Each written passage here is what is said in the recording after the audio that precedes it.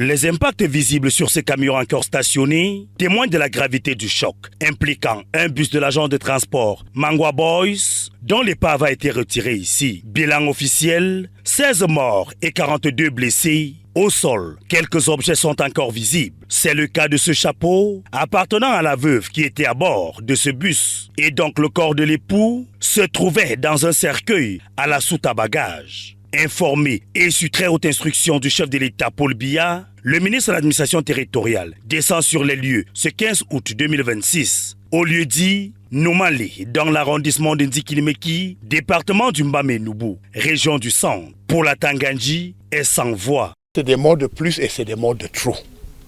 Parce que c'est extrêmement triste. Le ministre des Transports fait de son mieux. Il y a les équipes sur le terrain, nous voyons ces équipes qui sont là pour la sensibilisation, pour la prévention routière. La police travaille pour la prévention, la gendarmerie travaille pour la prévention, le ministère des Transports travaille pour la prévention. Mais jusqu'à là, les accidents mortels sont toujours enregistrés. Au premier constat et selon les informations recueillies sur le terrain, le chauffeur du bus de transport était visiblement inattentif. Selon toute vraisemblance, le bus était à vive allure et puis le conducteur n'était pas très lucide. Le rapport du gouverneur, le rapport du préfet, c'est des rapports extrêmement douloureux.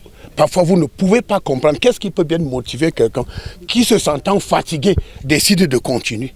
On n'a aucune obligation de conduire quand on est fatigué. Ici à l'hôpital régional de Bafia, le MINAT adresse un message de compassion du président de la République aux victimes ici internées et des condoléances aux familles endeuillées. Donc le chef de l'État m'a chargé de venir avec le gouverneur, le préfet, transmettre ses condoléances à toutes les familles endeuillées. Donc c'est la condoléance du couple présidentiel, le chef de l'État et la première dame. Le chef de l'État a demandé que nous prenions des dispositions pour vous accompagner financièrement pour les soins que vous n'allez pas payer, d'assister également les familles, donc les corps sont là pour l'acheminement des corps. Cette dame dont la situation était inquiétante est désormais hors de danger. Selon le directeur de l'hôpital de Bafia, Dr Georges Yamensouli. Il a fallu la stabiliser et puis l'opérer pour essayer de nettoyer sa fracture ouverte et de la conditionner afin maintenant de la référer pour l'ostéosynthèse au niveau des gaz.